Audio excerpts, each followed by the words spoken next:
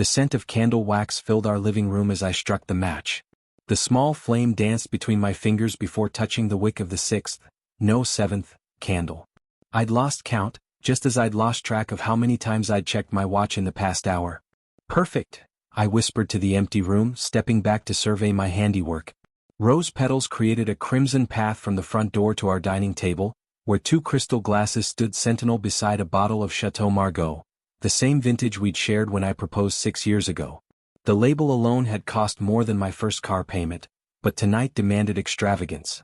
Our framed wedding photo watched me from the mantelpiece. Jenny's smile, frozen in time, seemed different somehow, more enigmatic than I remembered. Or perhaps I was just getting nervous. I arranged the sushi platter from Sakura Garden, where we'd had our first date, into a perfect spiral. The familiar aroma of wasabi and soy sauce triggered a cascade of memories. Jenny laughing so hard sake came out her nose. Her nervous confession that she'd never used chopsticks properly before. The way her hand had felt in mine as we walked home under streetlights. My phone buzzed. My boss, Richard. Congratulations, David. The Peterson account is officially ours. Expect a very healthy bonus this quarter. I smiled, pocketing the phone without replying. One more surprise for tonight. The house felt unusually silent without Emma and Jason. Getting them to Aunt Sarah's had been its own small drama. Jason had clutched his new gaming console with white knuckles.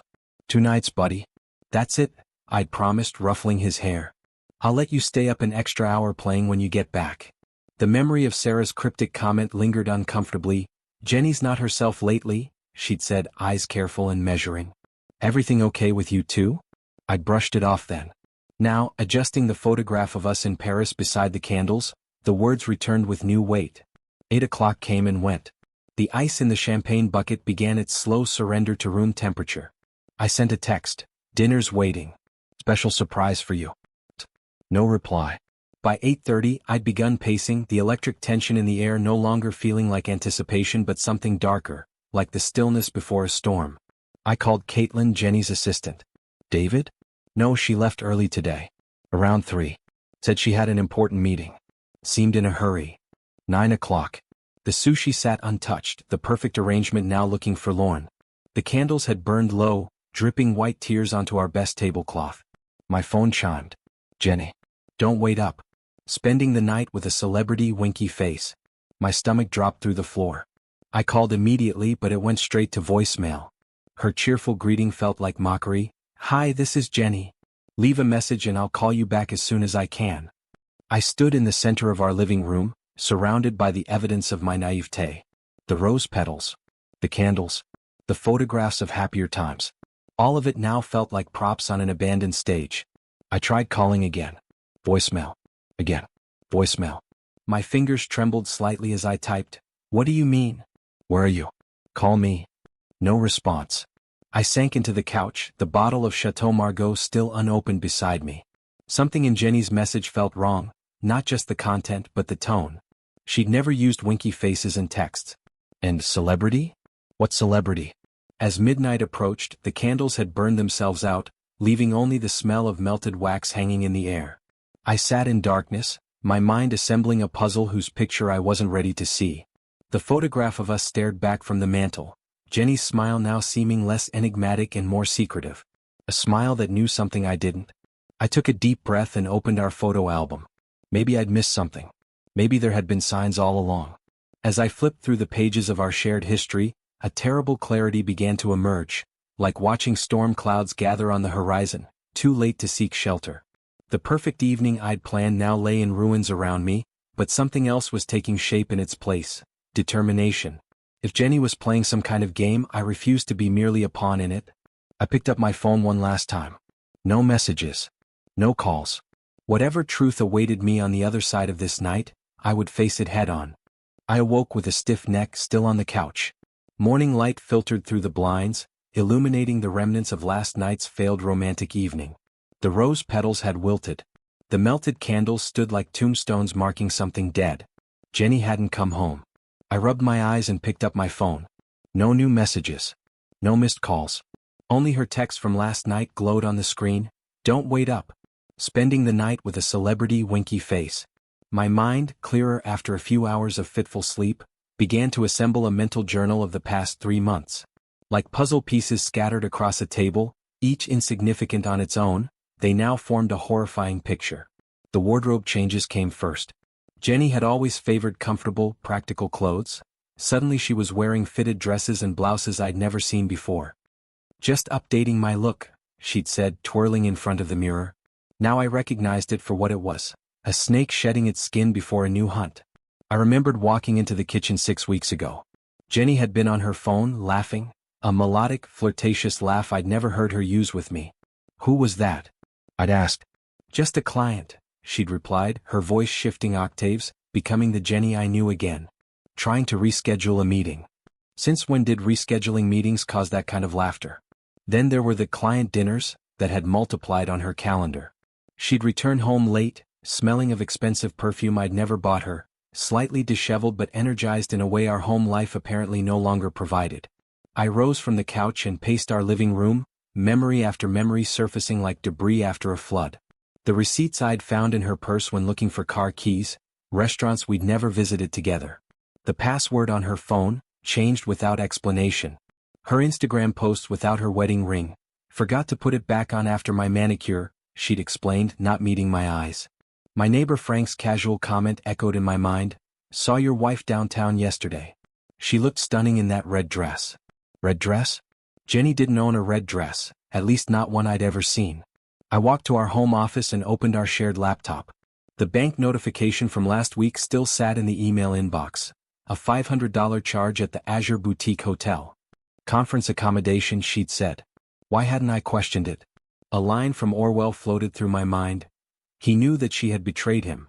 The only question was when. I grabbed my car keys. I needed to drive, to think.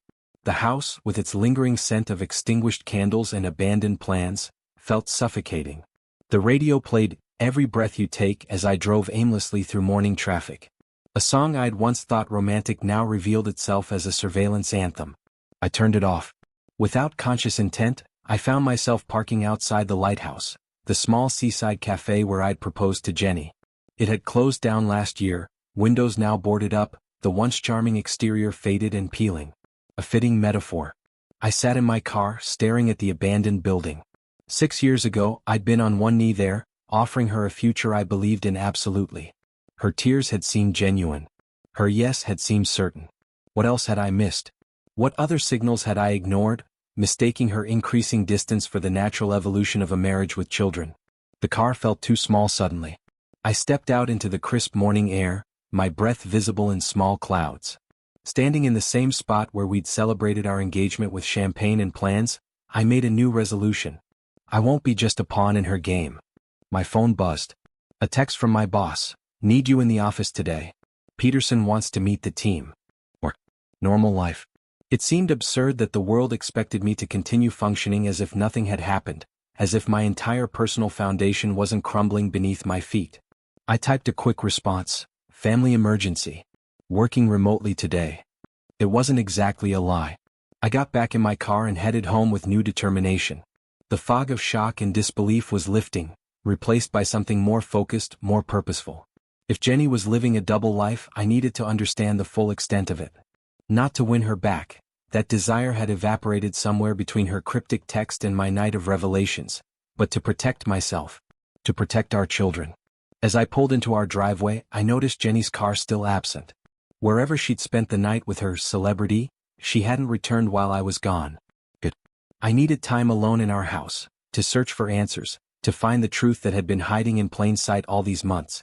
I was no longer a husband waiting for his wife to come home. I was a detective returning to the scene of the crime. I entered our house with the focused intensity of a soldier preparing for a final stand. The morning light cast unfamiliar shadows across our furniture, transforming the home we'd built together into an alien landscape filled with potential evidence. First things first, I called Sarah. I was wondering when you'd call, my sister said, her voice a mixture of concern and what sounded like vindication. What's happened? Jenny didn't come home last night, I said, surprised by the steadiness in my voice. Oh, David. The sympathy in her tone made something twist inside me. I've been waiting for you to see what's been happening. I saw her at Bluebird last month with some businessman type. They weren't exactly hiding. Why didn't you tell me? I asked, a flare of anger rising. Would you have believed me? Sarah's question hung in the air between us. She was right. I wouldn't have. After hanging up, I surveyed our living room with new eyes, not as a husband but as an investigator. What else had I missed these past months? I started with Jenny's closet. The new clothes hung in a separate section. Silks and fitted dresses in bold colors she'd never worn before. At the back, behind her winter boots, I found an empty space where our wedding album should have been. Gone. As if that part of our history had been surgically removed. Her vanity told another story. The Christmas gift set of perfume and lotions I'd given her, expensive French brands she'd once coveted, was missing. In its place sat brands I didn't recognize with scents too bold for the Jenny I thought I knew. In the drawer beneath her jewelry box, I found a business card for Dr. Winters, plastic surgeon. On the back, written in Jenny's neat handwriting, consultation, rejuvenation procedure, Thursday 2 p.m. Last week. Another appointment she'd never mentioned. My phone felt heavy in my hand as I called our bank. Mr. Clark? How can I help you today? The familiar voice of our banker, Margaret. I wanted to check on our separate savings account, I said, trying to sound casual. The one in my name only. Oh, we closed that account 2 months ago at your wife's request. She had your authorization letter. Would you like to open a new one? The floor seemed to tilt beneath me. There had never been an authorization letter. The account, my emergency fund built up over years, had held nearly $15,000. I ended the call and tried Jenny's number again. Straight to voicemail. I texted, "When are you coming home? We need to talk." 30 minutes passed before her reply, "Don't wait up, it's a fun night. We'll explain tomorrow." Winky face. The winky face again. So foreign to our usual communications. It felt like messages from a stranger wearing my wife's name. I tried locating her phone through our family account. Location services disabled. Of course. In the pocket of her winter coat, I found a crumpled receipt from Moonlight Sonata, the most expensive restaurant in town. $475 for dinner for two. Date 3 weeks ago. A Tuesday night when she'd claimed to be at a marketing seminar in the next town. The bitter realization settled over me like winter frost. Jenny wasn't just cheating on me. She was living a parallel life, complete with different clothes, different haunts, different aspirations. And different finances, apparently. I checked our joint checking account online. Small withdrawals, $50 or $100 at a time, scattered throughout the past months. Nothing suspicious enough to trigger my attention individually, but together they totaled over $3,000. I searched her desk next. The bottom drawer, usually locked, slid open easily, the lock apparently no longer necessary for her secrets. Inside lay a lease application for an apartment downtown, partially filled out. Single applicant. No dependents listed. My hands trembled slightly as I replaced it. The woman I'd made breakfast for countless mornings, whose body I knew as well as my own, whose dreams I thought I shared, she had become a stranger plotting an escape. I sat on our bed, the evidence of Jenny's betrayal surrounding me like debris after an explosion. My phone buzzed again, a text from Jason's teacher. "Mr. Clark, just checking if everything's okay at home?" Jason seems unusually withdrawn lately. Even our children had sensed something was wrong, while I'd remained oblivious, trusting. The doorbell rang, startling me from my thoughts. For a brief, irrational moment I thought it might be Jenny having forgotten her keys. But when I opened the door, it was just a delivery man with a package, running shoes I'd ordered last week, in what now felt like another lifetime. "Have a nice day," he said cheerfully, oblivious to my world collapsing behind the door. I signed for the package mechanically and returned to our bedroom. Each photograph on the wall, each shared possession, now felt like evidence in a case I never wanted to investigate but couldn't ignore. My phone chimed with another bank alert, a new charge at a downtown liquor store. Jenny's credit card. I set the phone down and looked at my reflection in our bedroom mirror. The man staring back looked older, his eyes hollowed by a night without sleep and a morning of discoveries. "She's not just betraying me," I told my reflection. "She's rebuilding her entire life, without the children, without our history, without me." And I was determined to understand why. I pulled my suitcase from the top shelf of our closet, the same one we'd used on our honeymoon to Bermuda. Dust had gathered along its edges. When was the last time we'd taken a real vacation together? 2 years ago? 3? Each item I packed felt like turning a page in our history book. The sweater Jenny had given me last Christmas. The watch I'd worn at Emma's christening. The tie from Jason's first school play. Threads of a life I thought was securely woven, now unraveling in my hands. In the back of my sock drawer, I found something I'd forgotten. A letter Jenny had written to me in college before we were married. The paper had yellowed slightly at the edges, her handwriting more careful and deliberate than it was now. "I will never love anyone the way I love you," she'd written. "You're the first thing I think about when I wake up and the last thing before I sleep." I folded the letter and placed it in my wallet. Not as a reminder of what we had, but as evidence of how completely things could change. My phone rang. Peter, my oldest friend. "Sarah called me," he said without preamble. "Are you okay?" "Define okay," I replied, sitting heavily on the edge of the bed. "Look, are you sure about this? Sometimes things aren't what they seem. Maybe there's an explanation. For her spending the night with someone else? For her emptying my savings account? For her apartment hunting without telling me?" The bitterness in my voice surprised even me. "You know what Sherlock Holmes said," Peter offered after a pause. "When you eliminate the impossible, whatever remains, however improbable, must be the truth. And the truth is my wife has been living a double life," I said. "The question is what I do now." After hanging up, I finished packing and booked a room at the Carlton Hotel downtown. Ironically, where we'd spent our honeymoon night before flying to Bermuda. It felt fitting somehow to return to the beginning as I contemplated the end. The hotel clerk recognized me when I checked in. "Mr. Clark. Welcome back. Is Mrs. Clark joining you later? It's been, 6 years since your honeymoon stay?" 7, I corrected automatically. "And no, she won't be joining me." He seemed to sense something in my tone and quickly processed my check-in without further personal questions. The room was different from the honeymoon suite, of course, but had the same view of the city skyline. I stood at the window watching lights flicker on as dusk settled. Somewhere out there, Jenny was with someone else, laughing, touching, sharing intimacies that had once been exclusively ours. Sleep came fitfully, haunted by dreams of Jenny smiling at a faceless man, her hand resting on his arm the way it used to rest on mine. I woke shortly after 3, sweating and disoriented. I called Dr. Matthews, my therapist from the rough period after my father died. "David, it's the middle of the night," she answered, her voice thick with sleep. "I know. I'm sorry. My wife is cheating on me." The silence on the line stretched for several seconds before she replied, "Psychological shock is a normal reaction to betrayal, David. Where are you now? Are you safe?" "I'm at a hotel. I needed space." "That's good. Creating physical distance can help create mental clarity. Can you come see me tomorrow? 2 o'clock. I agreed and hung up, feeling slightly calmer.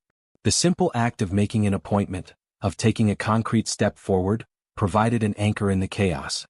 My phone rang again at 7. Jason's math teacher, Mrs. Reynolds.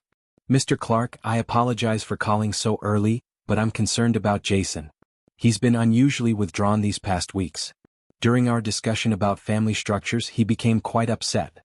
Have you noticed any changes at home?" The question hit like a physical blow. Had the children sensed the fracturing of our marriage even while I remained oblivious? Had Jason picked up on the tension, the absences, the lies that I had so willingly overlooked? "We're going through some changes," I managed. "I'll talk with him." "Please do. He's a sensitive boy." After hanging up, I checked my email. A notification from our home security system showed that the front door had opened at 7:15. The accompanying video thumbnail showed Jenny getting out of a taxi. I opened the app and watched in real time as she fumbled with her keys, still wearing yesterday's clothes, her hair slightly disheveled. She glanced around furtively before entering, her movements carrying a guilty weight. I zoomed in on her face. She looked simultaneously exhausted and exhilarated, the familiar afterglow I'd once believed was reserved for me. She entered the house and called out, her voice tinny through the doorbell speaker, "David?" The silence that answered her seemed to trigger a moment of panic. She called again, louder this time, "David? Are you home?" I watched as she rushed from room to room, her movements becoming increasingly frantic. She tried my cell repeatedly. I declined each call, watching her confusion transform into something resembling fear. It let her feel a fraction of the uncertainty I'd experienced last night. I texted Sarah, "Are the kids okay?" Her reply came instantly, "They're fine. Emma's helping make pancakes. Jason's still sleeping. How are you holding up?" "I'm not," I typed back. "But I will." I turned off my phone and lay back on the hotel bed, staring at the ceiling. The anger that had propelled me through the morning was ebbing, leaving behind a hollow ache. Whatever came next, confrontation, separation, divorce, the life we'd built together was already gone. The question was whether anything worth salvaging remained in the wreckage. I turned my phone back on around noon. The screen immediately lit up with notifications. 12 missed calls from Jenny, 3 from my parents and 1 from Tom at work. Jenny's voicemail started calmly enough. "David, where are you? Where are the kids? Why aren't you answering?" The second message had an edge of irritation. "This is ridiculous. I deserve an explanation. Call me back immediately." By the fifth message, her voice had risen to near hysteria. "If you've taken the kids without telling me, that's kidnapping, David. Call me back." The final voicemail, left 20 minutes ago, was an ultimatum. "If you don't return with the children in the next hour, I'm calling the police." My finger hovered over the delete button. The audacity of her accusations made my blood boil. She disappears all night with no explanation beyond spending the night with a celebrity, and somehow I'm the villain? My phone rang again. My father. "Son, what the hell is going on? Jenny called us in tears saying you've disappeared with the kids." I pressed the phone to my ear, stepping to the window of my hotel room. "Dad, she's cheating on me. I have proof. I spent the night in a hotel because she never came home. The kids are with Sarah. They've been there since yesterday before any of this happened." Silence, then a heavy sigh. "Are you certain, David? About the affair?" "Absolutely certain." "Christ." He paused. "Look, she's spinning a story where you're the bad guy. Called your mother crying, saying you'd taken the children and vanished. Got us worried sick." "Classic manipulation," I said, surprised by the coldness in my voice. "She's creating a narrative where I'm the villain before I can expose what she's done." After promising to call my mother later, I checked my text messages. One from Tom at work. "Hey man, your wife called the office looking for you. Says you disappeared with the kids. Everything okay?" I quickly texted back. "Family crisis. Kids are safe with my sister. Taking personal days." My next call was to Sarah. I needed to see Emma and Jason, to reassure myself they were okay, to remind myself what really mattered. "They're fine," Sarah said before I could ask. "Playing in the backyard with Colin." Her son, 2 years older than Jason, had always been protective of his younger cousins. "Has Jenny called you?" "3 times. I told her the kids were with me at your request. She demanded I bring them home immediately." "What did you say?" "That I'd check with you first and call her back." "I haven't." I arranged a video call with the children. Emma's gap-toothed smile and Jason's enthusiastic account of the fort they were building with Colin brought the first genuine relief I'd felt since finding Jenny's text. "When are you and Mom coming to get us?" Jason asked, his voice suddenly smaller. "Soon, buddy. I promise." "Are you having fun with Aunt Sarah?" He nodded, but something in his eyes, a wariness beyond his years, told me he sensed the turmoil beneath my casual tone. After saying goodbye, Sarah came back on the line. "Jenny left another message while we were talking. She says if you don't return her calls, she'll report the children missing." "She knows exactly where they are," I said. "Yes, but she's laying groundwork. Painting you as unstable, maybe even dangerous." I hung up and called Jenny. Unlike my earlier attempts, she answered on the first ring. "Where are the children?" she demanded, bypassing any greeting. "They're with Sarah. Where they've been since yesterday." "Where were you last night, Jenny?" "Don't change the subject. You had no right to take them."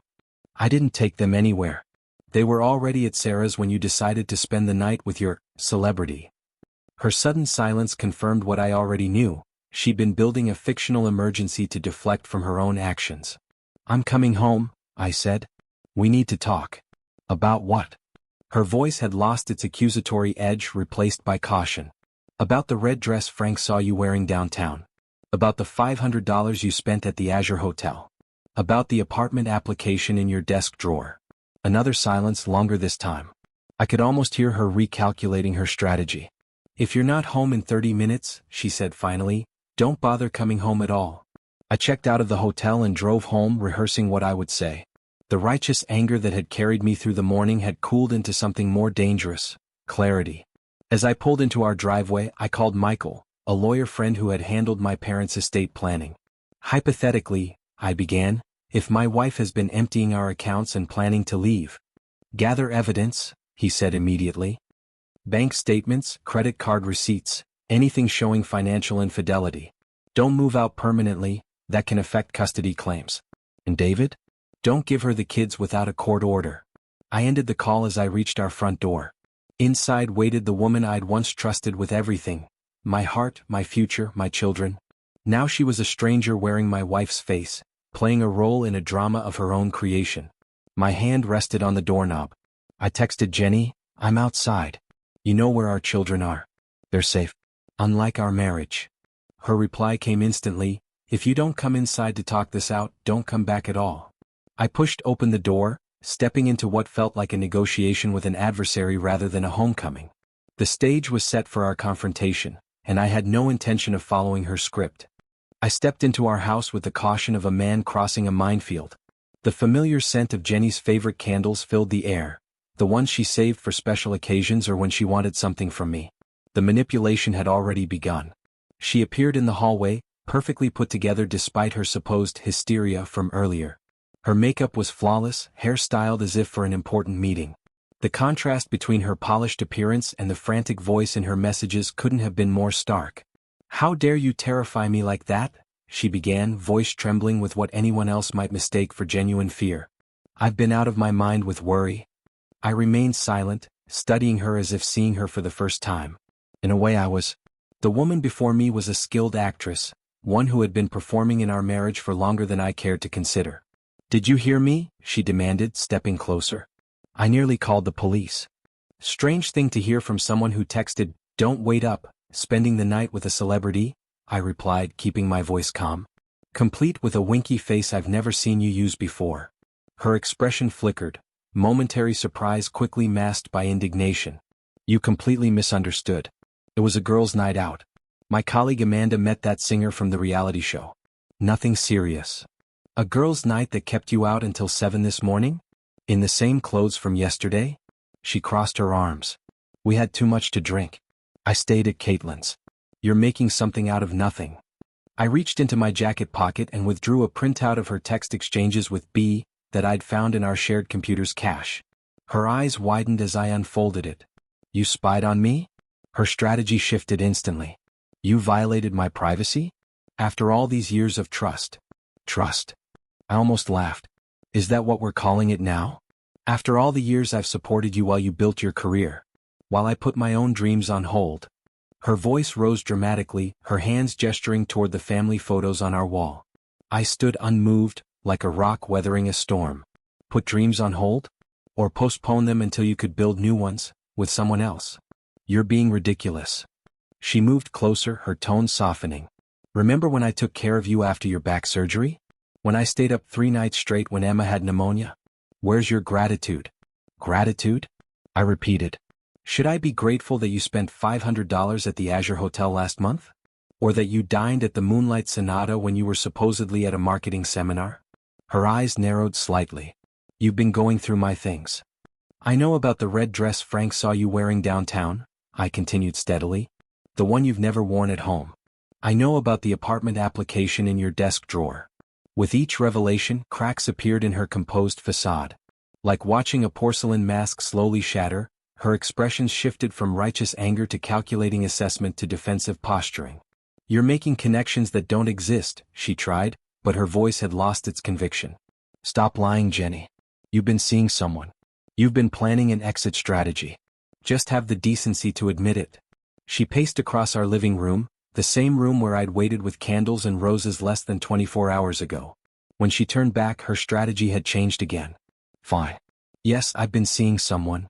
Her admission hung in the air between us. But it didn't mean anything. It was just an escape from the monotony. The monotony of our family? Our children? Our life together? "You don't understand what it's like." Her voice cracked with what seemed like genuine emotion for the first time. "Sometimes I feel like I'm suffocating in routine, in responsibility. Like I'm in that movie, The Matrix, taking the blue pill, comfortable but not really living." She moved toward me, reaching for my hand. I pulled away before she could touch me. "Your touch just reminds me of who else you've been touching," I said quietly. She flinched as if I'd slapped her. "We can fix this, David. We can go to therapy, start over." Our conversation was interrupted by my phone ringing. An unknown number, but the caller ID showed Brad. I answered, putting it on speaker. "Mr. Clark?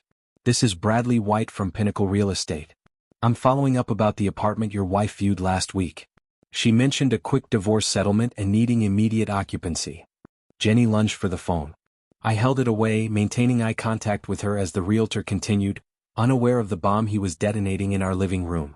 She indicated you'd be handling the divorce filing this week and that she'd have settlement funds available for the security deposit by the end of the month. I ended the call. The silence that followed felt as heavy as a tombstone. A quick divorce settlement? I finally asked. Were you planning to inform me, or was I supposed to find out when you served me with papers? Jenny seemed to deflate before my eyes, her carefully constructed narratives collapsing around her. Think about the children, she said desperately. They need their mother. As Emma says when we watch Maleficent, better a painful truth than a comforting lie. She sank onto the couch, her perfect facade finally crumbling completely. His name is Brad, she whispered. He's an attorney. He promised me a new life. I laughed without humor. You traded your family for promises from a man who buys his mistresses red dresses?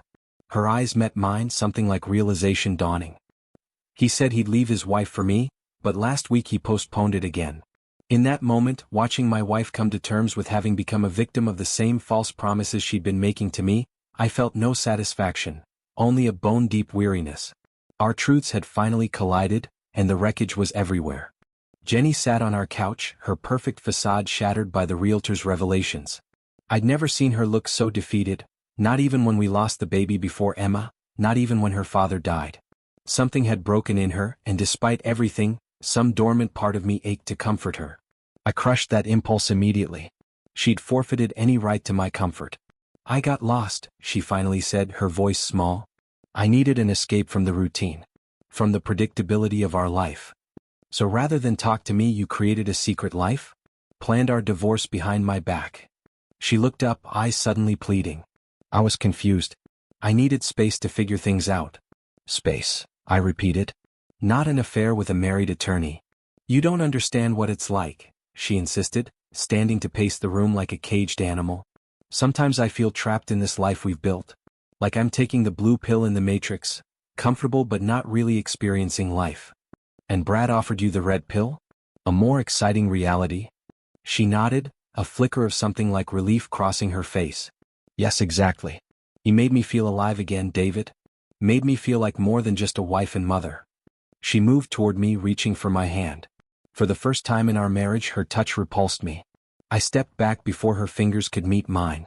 Your hands just remind me of where else they've been, I said quietly. The hurt in her eyes might have been genuine, but I couldn't tell any more. Every expression, every word from her now seemed calculated, performed rather than felt. We can still fix this, she said, switching tactics again. We could see a counselor. Start fresh. People overcome affairs all the time. This wasn't just an affair, Jenny. You were dismantling our entire life. Emptying accounts, apartment hunting, planning a divorce. I was confused, she repeated, as if confusion explained the methodical deconstruction of our family. But I'm seeing clearly now. I want to try again. We can rebuild what we had. My phone rang again, Mike, my closest friend from college. I answered, exhausted by Jenny's performance but needing the interruption. David? I saw Jenny last night at the Blue Bird with some guy, he said without preamble. They looked pretty close. I didn't want to believe Sarah when she called, but I put the phone on speaker, watching Jenny's face drain of color. What time was this, Mike? I asked calmly. Around 11. They were with another couple. He was showing her off, had his arm around her the whole time. Man, if I'd known it wasn't you. Thanks, Mike, I interrupted. I'll call you back later. I ended the call. Jenny had retreated to the far end of the room, as if physical distance could shield her from the consequences of her actions. 11 at the Blue Bird, I said. Doesn't sound like a girls' night to me. She fled the room without responding, the rapid click of her heels on the hardwood like angry punctuation marks. I sank into the armchair, suddenly bone-tired. Time to assess the damage and move forward, I muttered to myself. I headed to our bedroom and began methodically collecting her things. Her makeup from the bathroom vanity. The new clothes from her side of the closet. Each item represented a piece of the life she'd been building without me. In her nightstand drawer, beneath a novel she'd been reading, I found a small wooden box. Inside lay a collection of hotel key cards, the Azure, the Westbrook Lodge, the Peninsula downtown. A meticulous record of her infidelity. At the bottom of the box, face down, was a photograph. I turned it over and felt the air leave my lungs. Jenny and a handsome man in his 40s, presumably Brad, standing close together on what appeared to be a yacht. The date stamp in the corner indicated it had been taken 3 months ago. 3 months. This hadn't been a recent development or a momentary lapse. This had been a sustained campaign of deception. Jenny returned as I was placing the photo on top of the pile of her belongings I'd gathered on the bed. "I called him," she announced, her chin raised defiantly. "I told Brad it's over. I've chosen our family, David. Give us a chance." I continued sorting through her things as if she hadn't spoken. "Did you hear me?"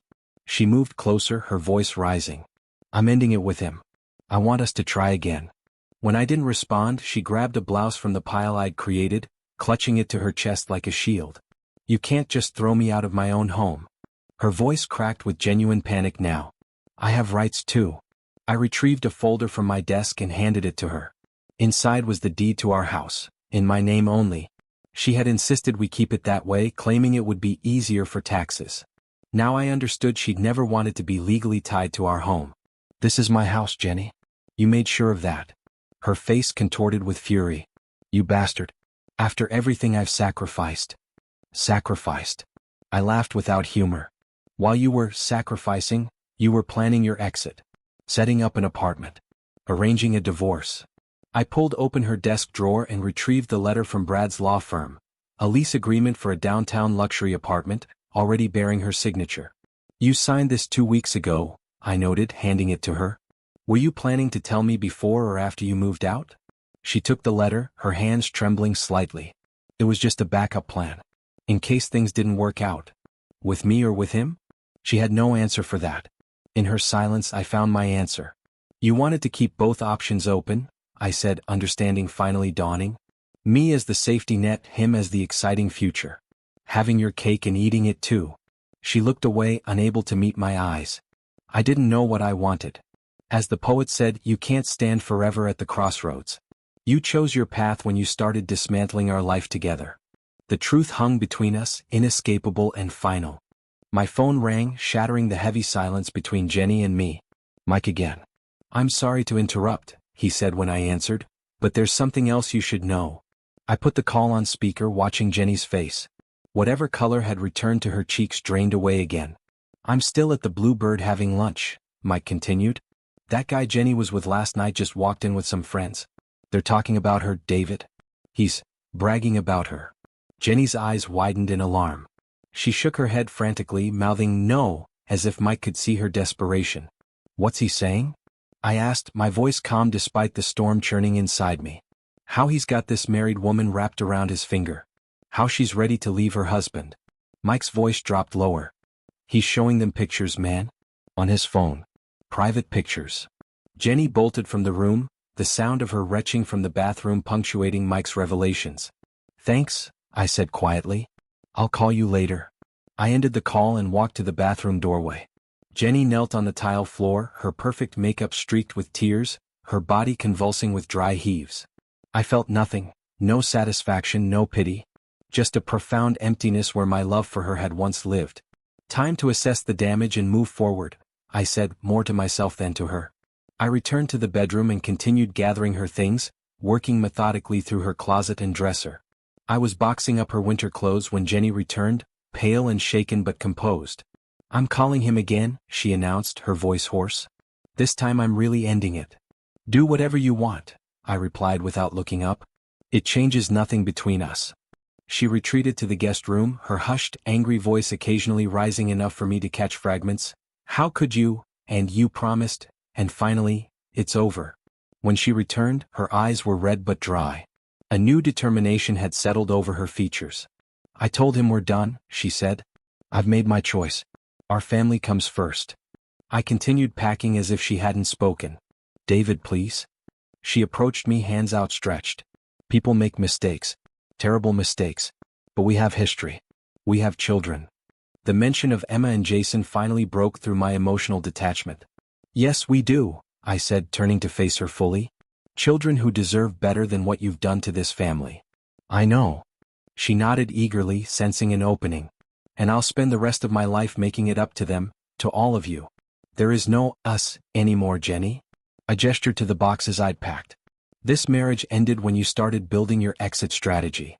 You can't just throw away 7 years of marriage." I didn't throw it away, I replied. You systematically dismantled it, piece by piece, memory by memory. I'm just acknowledging what you've already done. Our confrontation was interrupted by the doorbell. I checked the security camera on my phone. Sarah with the children. Jenny must have called her. You brought the kids back? I asked, disbelief coloring my voice. Now, in the middle of this. They need to see us together, she insisted. To know we're still a family.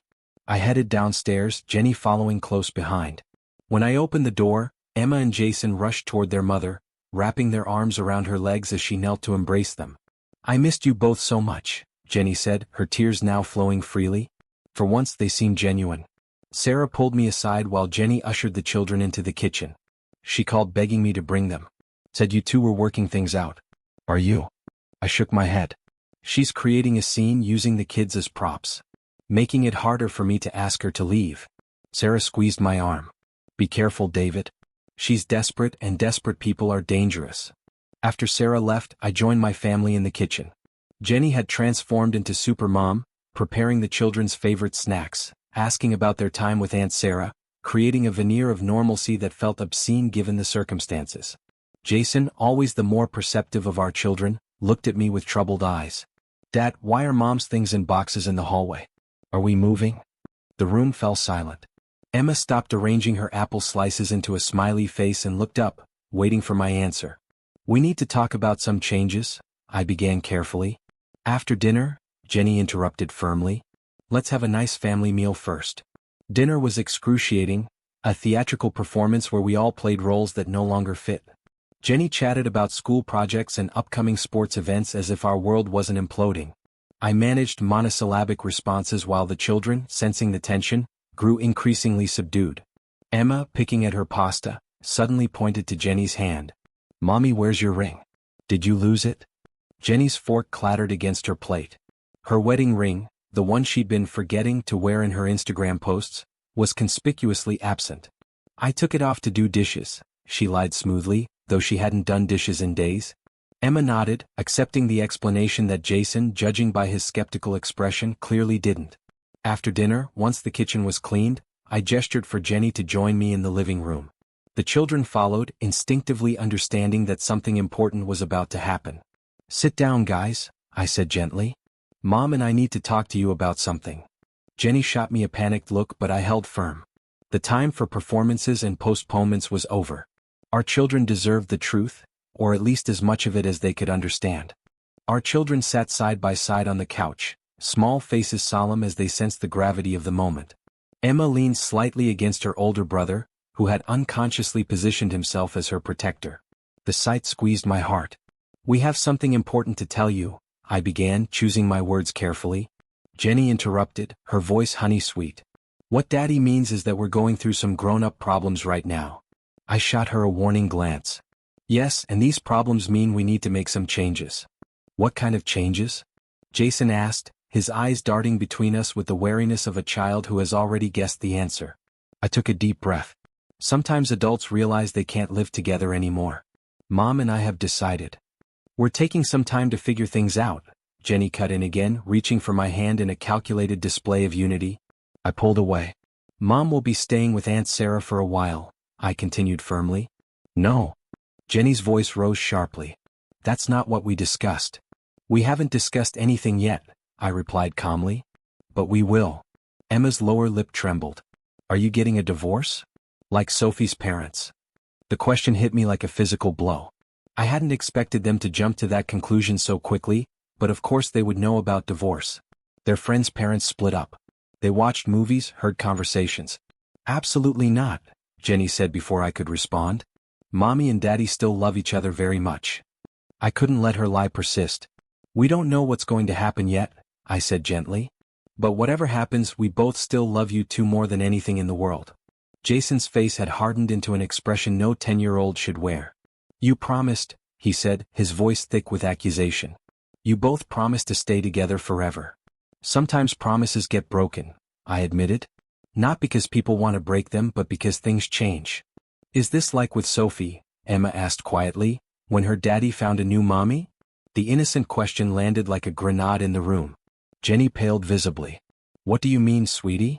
I asked, though I already knew. Sophie said her daddy was spending time with a lady who wasn't her mommy. Then they got divorced and now the lady is her new mommy.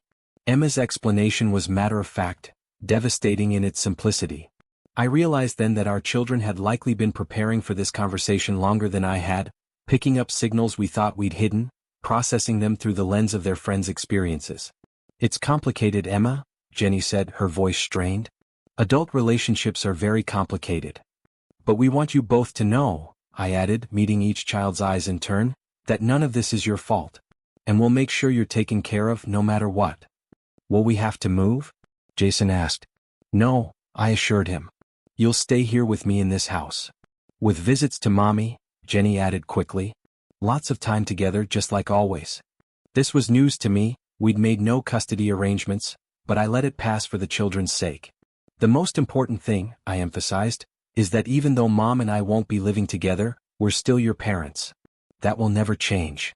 After answering their questions as honestly as age-appropriate boundaries would allow, we sent the children upstairs to get ready for bed. Jenny insisted on supervising their bedtime routine, and I let her have that small victory. Once the children were asleep, Jenny confronted me in the hallway, her earlier performance of calm cooperation abandoned. Happy now, she hissed. You've destroyed their world too. I didn't destroy anything, I replied, keeping my voice low to avoid waking the children. I told them the truth. A concept you might want to familiarize yourself with.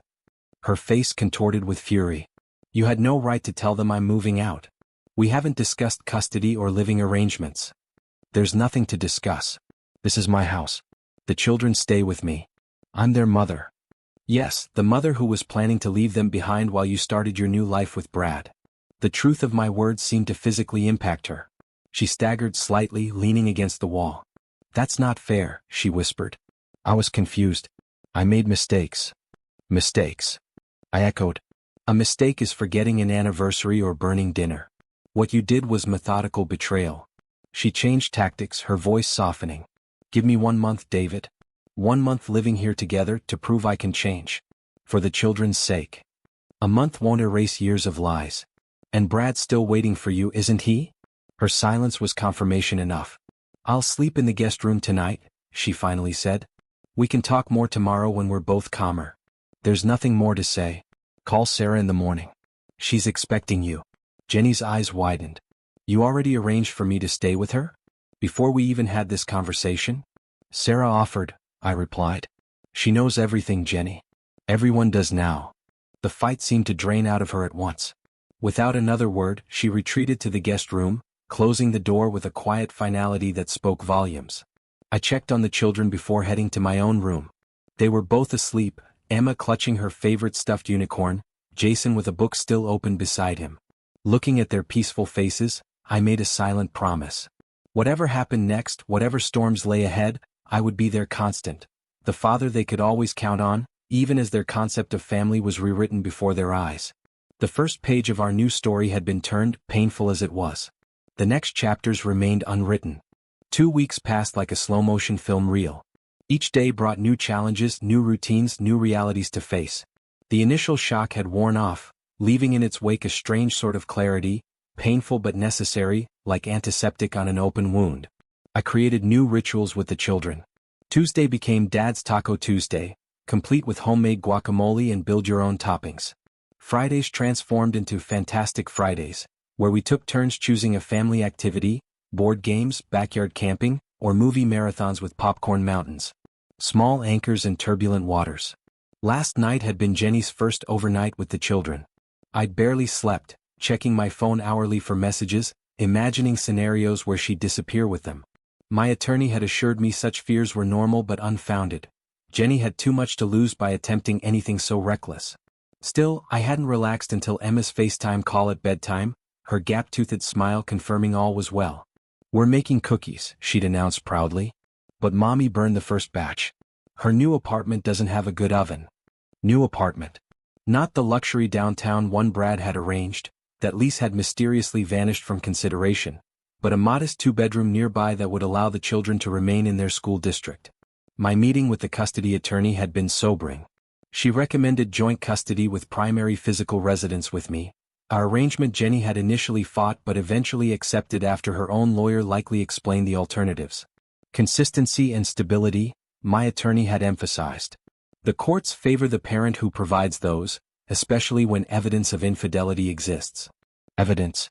As if I needed more beyond what I'd already discovered. Beyond what everyone in our social circle now knew. A notification from my calendar app pulled me from my thoughts. 10 o'clock meeting with Richard about the new position in Chicago. A fresh start in a new city had its appeal, but the custody arrangement complicated matters. Moving would mean renegotiating everything, potentially giving Jenny the upper hand. Some opportunities I was learning came at too steep a price. The mall was crowded for a Tuesday morning. I'd taken a personal day to complete errands and mentally prepare for tomorrow's first parent-teacher conference, where Jenny and I would sit on opposite sides of the room while pretending everything was normal. I was examining running shoes when I saw him. A well-dressed man in his 40s, precisely matching the photo I'd found. Brad. Shopping with a petite blonde woman who wore a wedding ring that caught the light as she gestured. His wife. The one he'd supposedly been planning to leave for Jenny. I could have walked away. Should have, probably. Instead, I approached them directly. "Excuse me," I said, extending my hand to Brad. "I'm David Clark." His face went through a remarkable transformation. Recognition, then alarm, then a forced casual smile as he shook my hand. "David. I'm sorry about the..." He glanced at his wife, who was watching with curious confusion. "About the situation with Jenny. I never meant to interfere in your marriage." His wife's expression sharpened. "Jenny? Who's Jenny?" "A work colleague," Brad responded smoothly. "Her husband and I have crossed paths professionally." I nodded, playing along for reasons I couldn't quite articulate. Small world. "Nice to meet you both." Walking away, I felt a strange sense of closure. Brad had never intended to leave his wife. His promises to Jenny had been as empty as hers to me. That evening, I received a letter from Jenny, an actual handwritten letter, delivered by courier. "I don't ask for forgiveness," she'd written. "I ask for understanding. We both deserve happiness, even if we couldn't find it together." I placed the letter in my desk drawer without responding. While helping Jason with his science project, a model of the solar system, I came across an old Valentine's card Emma had made 2 years ago. "To the best family in the world," she'd written in crayon, hearts dotting every I. The paper felt fragile in my hands, like a relic from another lifetime. My phone rang. "Sarah. Just checking in," she said. "Jenny mentioned you might take that job in Chicago." "I turned it down this morning," I replied. "The kids need stability right now. Moving would just add more chaos." "That's probably wise," she agreed. "Oh, and you should know, Jenny and Brad are officially over." He went back to his wife. I wasn't surprised. "I know. I met them today. And nothing." That chapter's closed. After hanging up, I rejoined Jason at the kitchen table, where planets hung suspended on wires from a central sun. A new understanding of our universe, separate bodies moving in their own orbits, yet still connected by invisible forces. "Dad." Emma called from the doorway, clutching her unicorn. "Are we ever going to be happy again?" I lifted her onto my lap, choosing my words carefully. "We already are happy, sweetheart. It's just a different kind of happy now." She considered this with the solemn wisdom only children possess. "Like Jason's planets? They all have their own paths but still make a solar system together." "Exactly like that," I said, amazed by her perception. Later, after tucking them in, I sat on the back porch watching stars emerge in the darkening sky. For the first time in weeks, I felt something like peace settling over me. Not the life I'd planned. Not the future I'd envisioned when placing that ring on Jenny's finger 7 years ago. But a future nonetheless, one with challenges and possibilities all its own. Sometimes, as the old saying goes, an ending is just another word for a beginning. Dawn always follows the darkest nights. And this new day, whatever it might bring, was finally mine to shape.